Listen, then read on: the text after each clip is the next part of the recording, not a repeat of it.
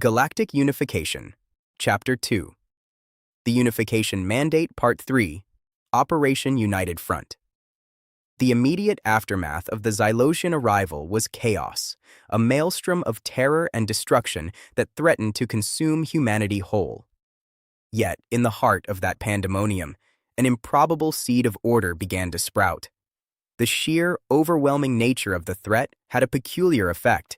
It distilled all human endeavors down to a single primal imperative: survival.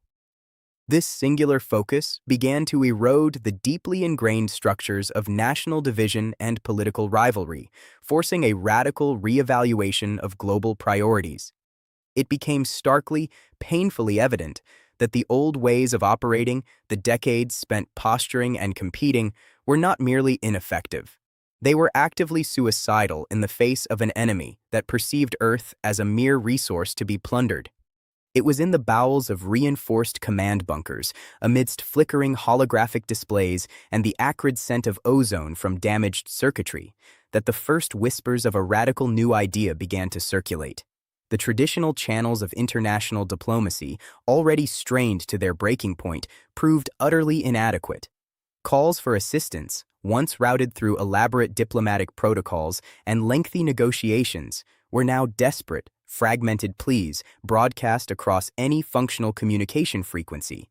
The heads of state and military leaders who found themselves in these subterranean sanctuaries, stripped of their usual entourages and the comforting trappings of their former authority, were forced to confront each other not as rivals or allies, but as fellow inhabitants of a besieged planet.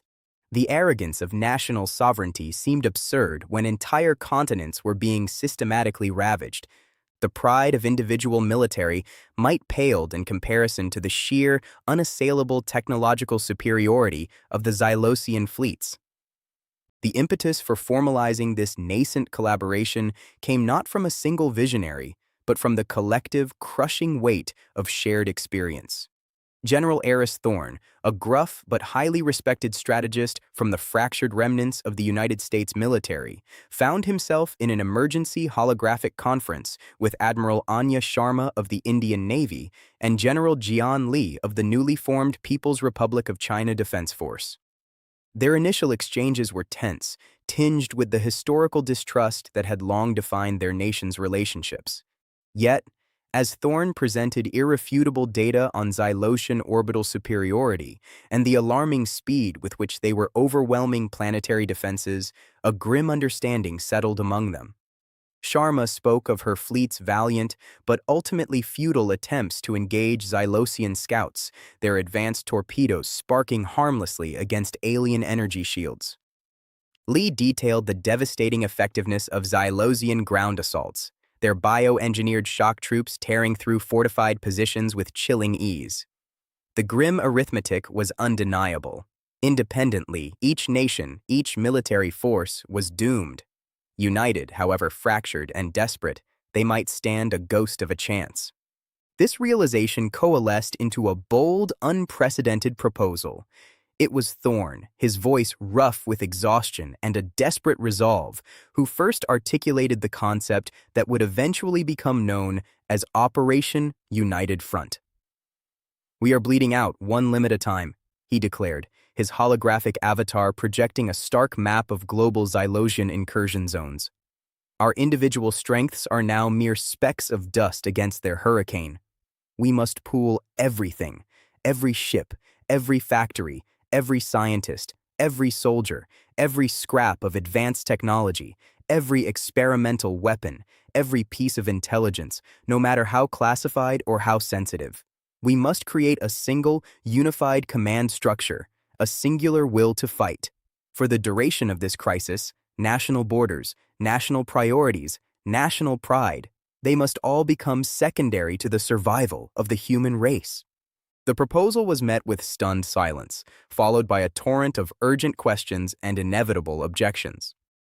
Chancellor Anya Petrova of the Unified European Federation, herself a pragmatist who had navigated decades of complex multilateral negotiations, voiced concerns about the logistical nightmare of such an undertaking. The fragmented nature of communication, the lack of established protocols for inter-service and international resource sharing on this scale presented a monumental challenge. The very idea of relinquishing command, even temporarily, was anathema to the ingrained instincts of national leaders, yet the specter of extinction loomed larger than any of these concerns. President Sergei Volkov of the Russian Provisional Government, whose nation had suffered immense initial losses, spoke with quiet authority. Our historical grievances are irrelevant now. The enemy does not care about our past disputes. If we do not act as one, we will be erased as one. This is not a negotiation. It is a decree of survival. The formation of the United Front was not a smooth diplomatic process.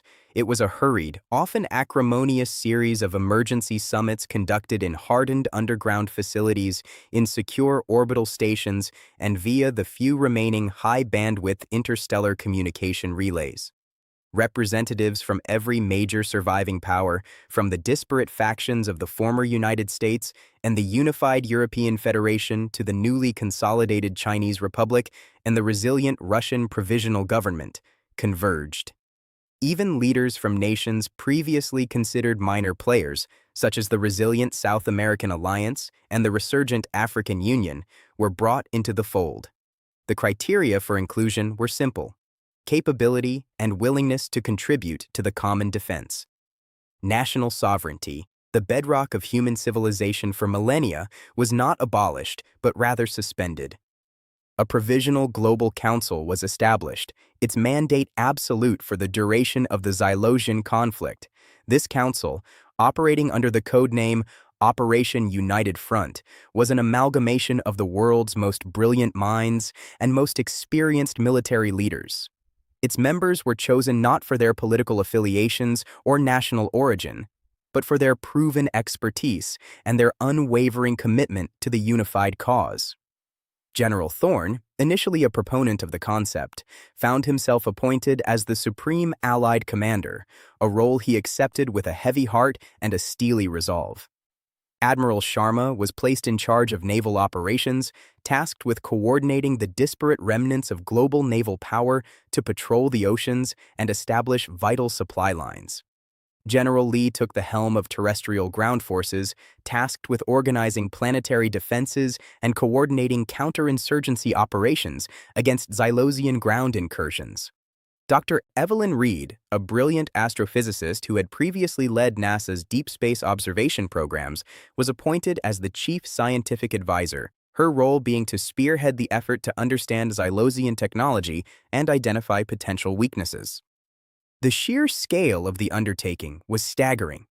Imagine a global workshop where every nation's industrial might, every research laboratory's cutting-edge discoveries, every military's tactical acumen was suddenly focused on a single monumental task: repelling an alien invasion.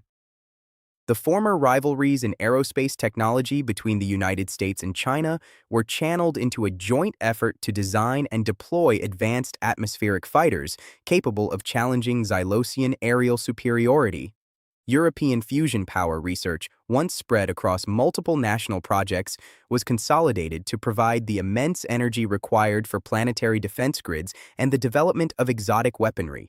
Russian and Indian expertise in cyber warfare, once used for espionage and counter-espionage, was now directed towards understanding and potentially disrupting Zalosian communication networks and computational systems. One of the most immediate and profound impacts of Operation United Front was the radical redistribution of resources. Factories that had once churned out consumer goods or advanced weaponry for national defense were retasked to produce standardized components for a unified war effort. Food surpluses from nations that had managed to preserve their agricultural capacity were shared with regions facing famine.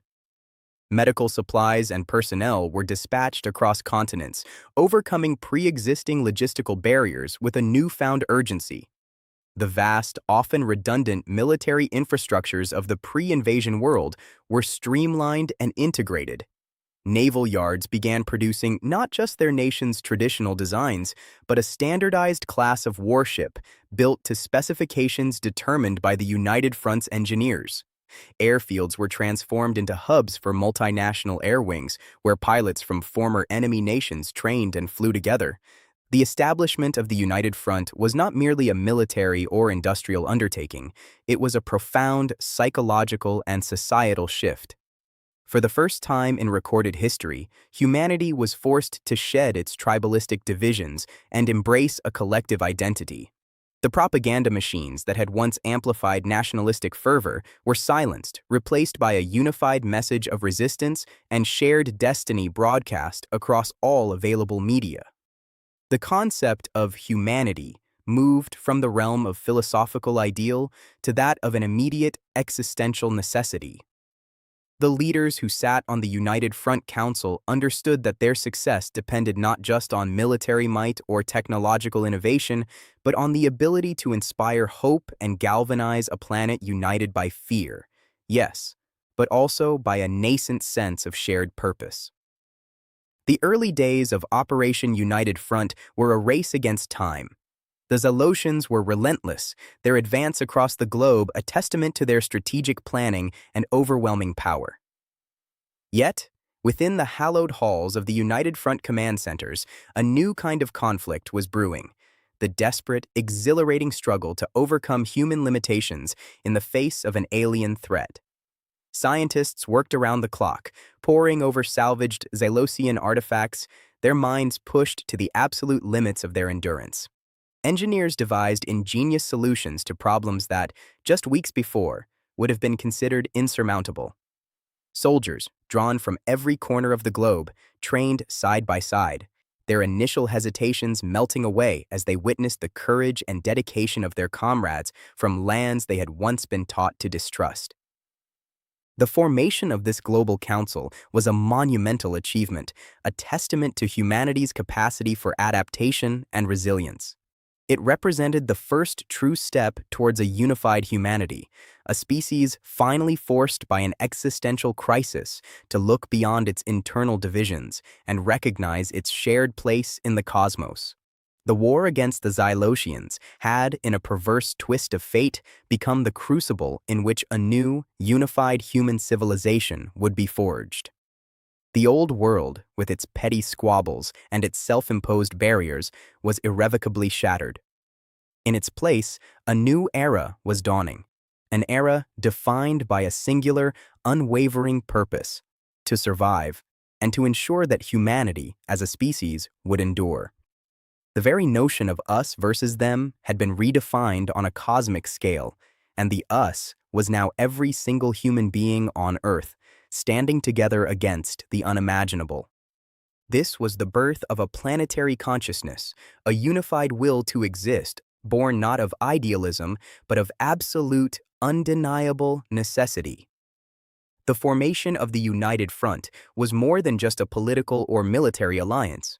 It was the first act of a species consciously choosing to evolve beyond its fractured past, driven by the primal, unifying instinct for self-preservation.